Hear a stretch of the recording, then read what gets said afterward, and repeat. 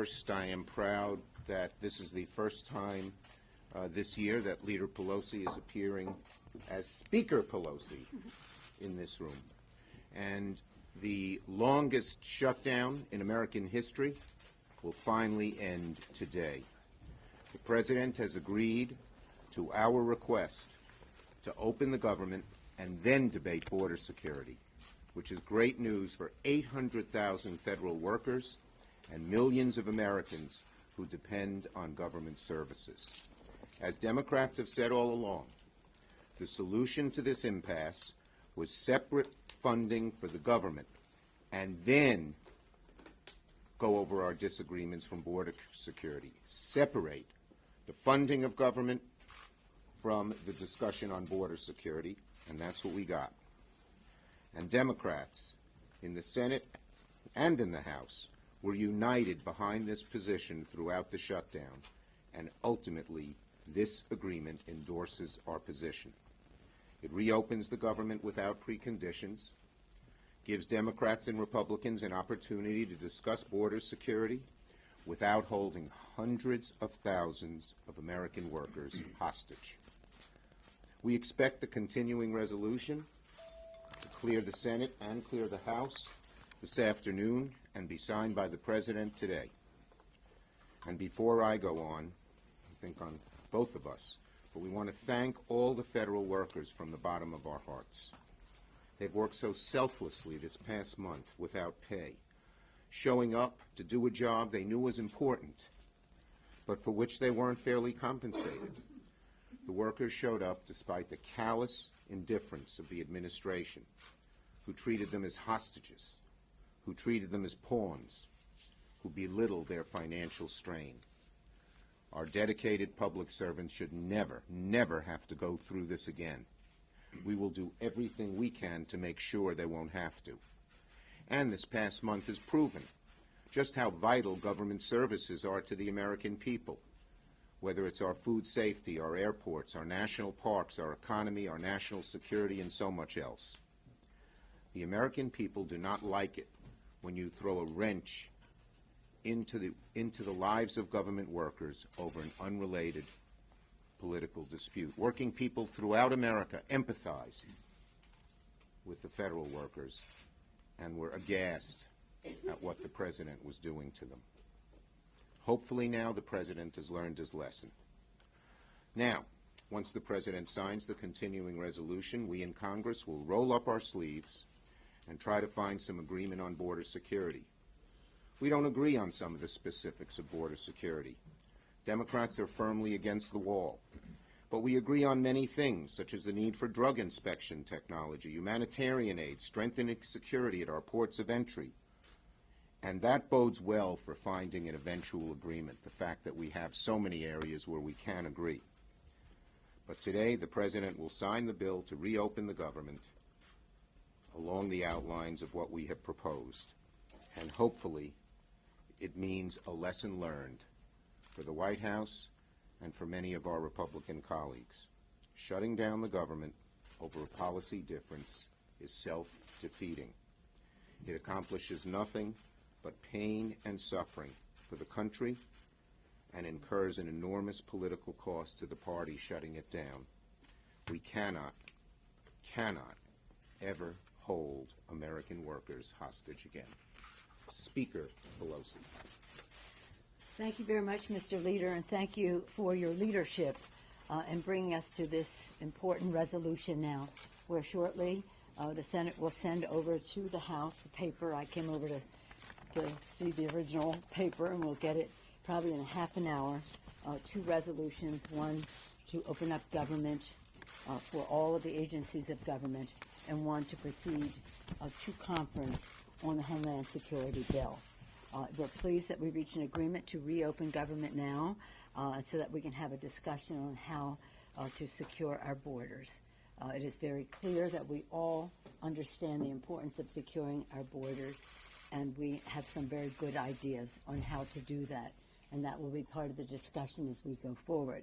House Democrats look forward to working in a bipartisan, bicameral way to pass all of the bills to open government as we proceed into the conference discussion. Now I'm an appropriator, and I was forged in that culture, and I know, left to their own devices, that the appropriators bicamerally and bipartisanly can come to conclusion. Again, sometimes it comes to the four principals of the leaders of the House and Senate to weigh in, and I think that we will have a very productive time in a short period of time to come to some conclusion. We're grateful, inspired by the courage and the determination of America's workers. They have shown during this crisis such strong character. But nonetheless, they have to pay the bills when they come due, whether it's a rent check, paying their mortgage, their credit card bills, their car payment, the list goes on. Some of them didn't even have gas money because they didn't have cash or any more line of or credit card ability to put gas in the car to go to work. It's really hard for some in the administration to understand how people live paycheck to paycheck and how marginal some of their existences are. Makes a difference in how they educate their children, how they put food on the table, again, how they pay the rent, etc. So we thank them and are so glad that, as the President said earlier, as soon as possible or immediately. So I don't know which is faster, but the quickest of the two, they will receive their back pay and the pay that is due today.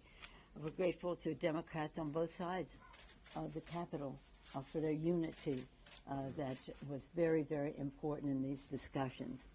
It's sad, though, that it's taken this long to come to an obvious conclusion. We talked about missed bills and financial security being shaken, sometimes questioning, putting in question the credit, how people's credit is viewed. And that's particularly problematic for our veterans, many of whom are in their jobs with security clearances. And a security clearance is affected if your credit rating is diminished. So we are grateful to our veterans who have donned the uniform of our country to protect us and then moved on to the civilian side to continue their public service. And we want them to have all the respect they deserve, as well as our other public employees, federal employees, who are working so hard to meet the needs of the American people. We value their purpose. We appreciate their diligence in performing their jobs, whether, as the leader said, keeping us safe, and in terms of civilian aviation, whether it's the FBI, other areas of public safety, but also just in so many ways, whether it's food safety and the rest. The list goes on. You're familiar with it. But we don't want in any way any shutdown of government to diminish the respect that we have for the purpose of our public employees and the excellence of their service. Disagreement in policy should never be a reason to shut down government, really shouldn't, especially, again, for a period of time that has an impact on the paychecks. I'm sad it has taken this long. I'm glad that we've come to a conclusion today as to how we go forward in the next 3 weeks. And again, I salute the minority, the Democratic leader in the Senate, for the work that he did to bring this. Because in the House we passed 10, but 10 times we passed the bill. Working with our leadership, Mr. Hoyer, 10 times he brought bills to the floor to open up government. And the most recent one that was presented on the Senate floor yesterday was so simple. $12 billion for disaster assistance and open up government for 2 weeks. The Republicans said no. I think the public weighed in. And I quote Lincoln all the time, public sentiment is everything. With it, you can accomplish almost anything. And we thank the public for weighing in so strongly, for paying attention. And I think that will be the success of this conference. Again, as an appropriator, I participated in many conferences when we used to have them. This conference, that the public awareness is so increased and the public interest in it is so sharpened that they will see what the decisions are that we have to make and help weigh in on those decisions. I thank you. Speaker Pelosi. Speaker Pelosi, you ruled out. Okay, wait, one at a time. Come on, one at a time, please. Wait a minute. Are you recognizing Speaker, Nancy? the president has wanted this wall funding for a long time, but it wasn't until Democrats won the House that he really went to the mat for it. How much of all of this do you think is about the new power dynamic and his desire to show you who's really in charge?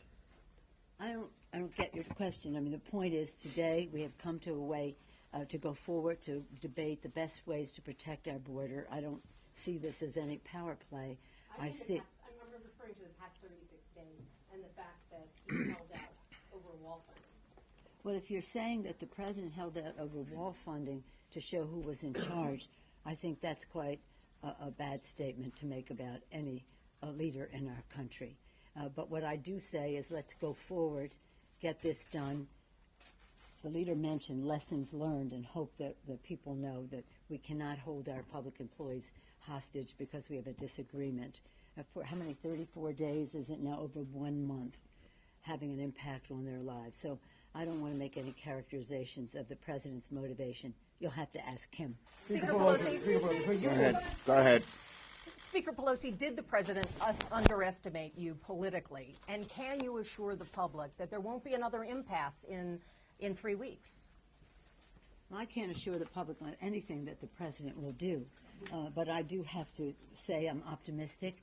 I see every challenge or every crisis as an opportunity to do the right thing for the American people, and at the same time make people aware of what the decisions are that we have here, and hopefully that will make everybody come together in a way that is unifying for our country. I can't characterize the president's evaluation of me. I just say one more thing in reference to that. I suggested to Leader McConnell that we use a conference committee format.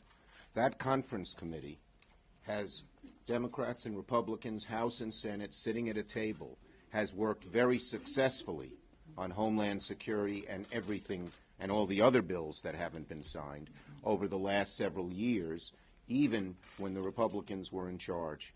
And so I'm very optimistic that the conference committee can come to a good conclusion and we can avoid another shutdown. Speaker Pelosi, Go ahead, Cheryl. The State of the Union is not planned now. I get that.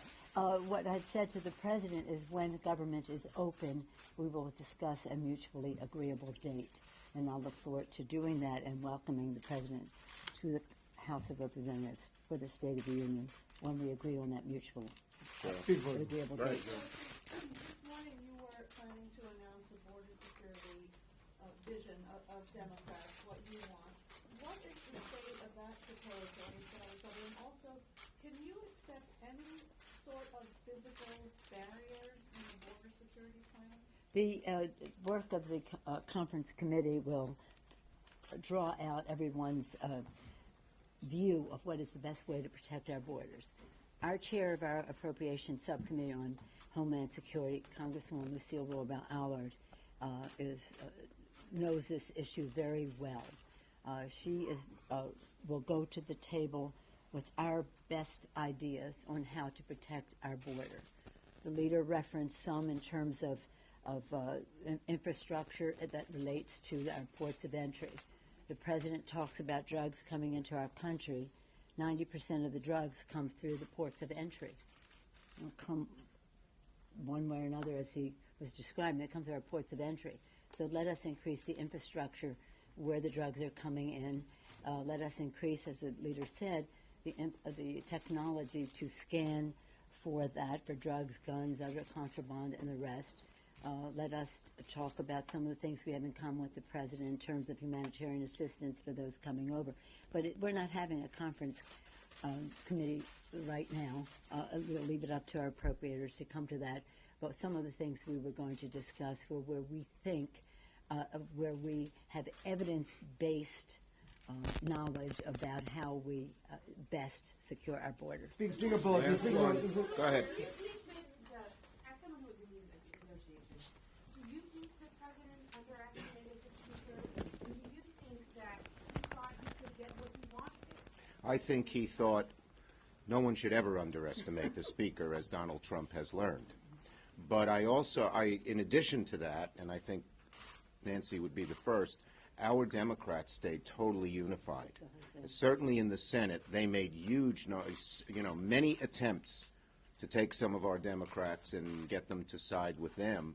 And the unity of our two caucuses really worked, because I believe the president himself believed and was told by a couple of his advisors, you've written about them, that, just hold out and we'll get the Democrats to crack and join us. In the Senate, more relevant than the House because they have the majority, he was unable to do that. And I think after 3 weeks, as the toll mounted and it became clear, we helped make it clear to the president, to the public, that the president was the one in charge of the shutdown, that he just, he knew that it was a lost cause.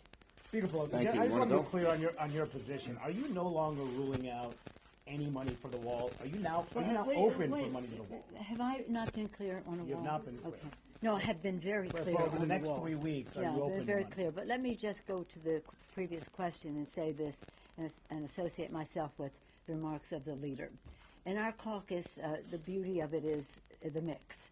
And I always say, when people say to me, oh, you're so good at organizing a caucus. No, I don't unify our caucus. Our values unify us. And I'm sure it's the same in the Senate.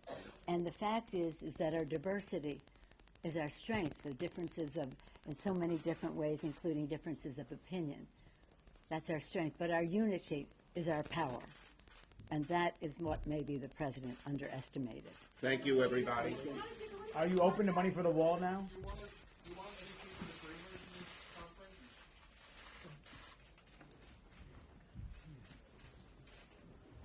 You're not saying. She's letting the appropriators decide.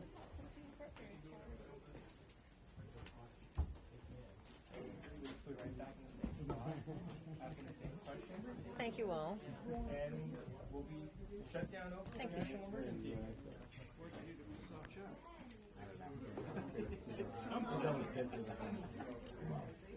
Well, that opened for me to be able to ask the question, so thank you. Because I know you can fend for yourself.